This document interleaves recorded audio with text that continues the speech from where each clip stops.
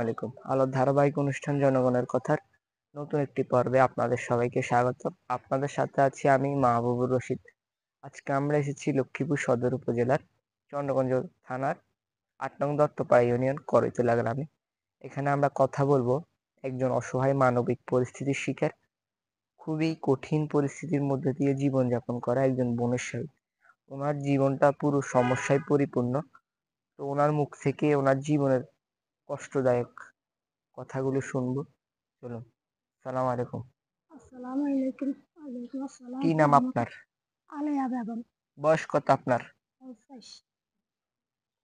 পরিবারের সদস্য কয়জন আপনার? ৭ জন। কে কে আছে আপনার পরিবারে? আমার লগে আমার এক ছেলে আছে। ছেলেটা বিয়ে করে না। বিয়ে শাদী করাইতে পারিনি আর ছেলেটা আমার সাথে। আচ্ছা, মানে আর কে আছে পরিবারে? আর আরো বড় আছে ৭ জন। আচ্ছা, তো পরিবারের আয় রোজগারের উৎস কি আপনার? আর রোজগার মনে করেন হেরা কোন রকম কাজকর্ম করে। এগো জায়গা নাই, বাসা নাই, ঘর নাই, দোকান নাই, হেরা খুব অসহায়। এই আপনার জায়গায় থাকেন আপনারা? এই জায়গায় থাকি। এই জায়গাটি কি আপনার? না, আপনার ভাইয়ের? আচ্ছা, তো এই ভাইয়ের। যে আপনি আপনার ভাইয়ের জায়গায় থাকেন, কোনো সমস্যা হয়? সমস্যা ওর আমার বাইরে বউ খুব জঞ্জাট। ওই লেট্রিনের পানি টানি ঘর গিয়ে একটু লেট্রিনটা পরিষ্কার করে না। খুব অসহায়ের মধ্যে আমি আছি। আচ্ছা, তো এই যে আপনার এই এত সমস্যা, আপনার সমস্যাগুলোর কথা আমাকে বলেন যে আপনার। আমার সমস্যা, আমার চোখে টাকার লাই চিকিৎসা করতে পারি না। ওই চোখে এক চোখে ছানি হচ্ছে আর চোখে চলে যায়। আমার গলা থাইরয়েড, আমার হাড়ের মধ্যে একটা টিউমার আমার যন্ত্রণা করে।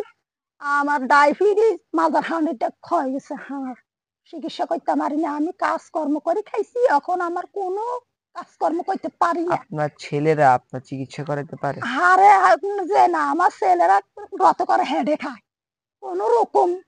মারে চিকিৎসা করছে, এখন পারে না, ওনারা চলতে পারে না। ওলাগো কোনো রুজি রোজগার নাই। এই যে আপনার এই টিউমার, খুবই ভয়ানক পরিস্থিতি আছে, দেখছেন দর্শক আপনারা।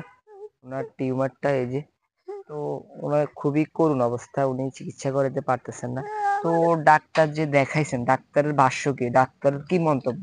ডাক্তারের মন্তব্য হয়েছে অপারেশন করতাম, জি। এটা আর চোখ অপারেশন করতাম।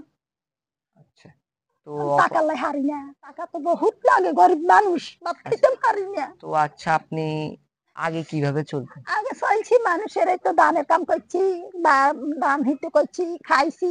দান দিত, চাইল দিত, বাদ দিত, খাইতাম। আচ্ছা, এখন তো রস চলে গেছে, এখন হারিনা চোখ চলে গেছে, হাত বাড়ির সব চলে গেছে। আমি এখন খুব অসহায়। আচ্ছা, কথা একটু এক নখ জায়গা নাই, আমার কিছু নেই। আগে কি কারো থেকে কোনো সাহায্য, সরকার থেকে বা কোনো প্রতিষ্ঠান থেকে কোনো সাহায্য পাইছেন? যে না দেয় না, হিটলে জগৎ তোকে দিতে মাইনে রোজা টোজা আইলে। আচ্ছা, তো এখন আপনার সবচেয়ে বড় প্রয়োজনটা কি? আপনার সবচেয়ে বড় আর সাহায্য কি দরকার? আমার সাহায্য, আমার এক ছেলে আমার সাথে বিবাহ করাইও। এখন জাগা বাসালা বিবাহ করাইতে পারি না, হেরে একটু ইয়া দিত, মানে পরীক্ষায় বেলায় একটু রিক্সা আমার থাকার লাই একটা ঘর দিলে, যাক আর চিকিৎসা লাগে টাকা দিলে কিছু। আমি দোয়া করি, আমি আপনার কাছে হাত বাড়াইছি, আপনার কাছে সাহায্য চাই। আপনার কাছে দোয়া করি, আপনার কাছে আমি সাহায্য চাই বাবা, আপনার কাছে সাহায্য। আচ্ছা, আপনার কাছে যদি আল্লাহ দিলের তো রহমত দেয়। আপনাকে অনেক ধন্যবাদ আমাদেরকে এতক্ষণ সময় দেওয়ার জন্য। আমি আশা করি আপনার কথা কেউ শুনবে এবং আপনার এই বিপদে আপনার পাশে কেউ দাঁড়াবে। তো আপনাকে ধন্যবাদ। তো সুপ্রিয় দর্শক, আসসালামু আলাইকুম। আমরা শুনেছি বোনের মুখ থেকে ওনার অসহায়, খুবই অসহায় জীবনের কথা। উনি ডাক্তার দেখাইছেন, ওনার রিপোর্ট আছে, কিন্তু উনি চিকিৎসা করাতে পারতেছেন না। বাকি উনি অনেক ডাক্তার দেখাইছেন, এই যে ওনার রিপোর্ট।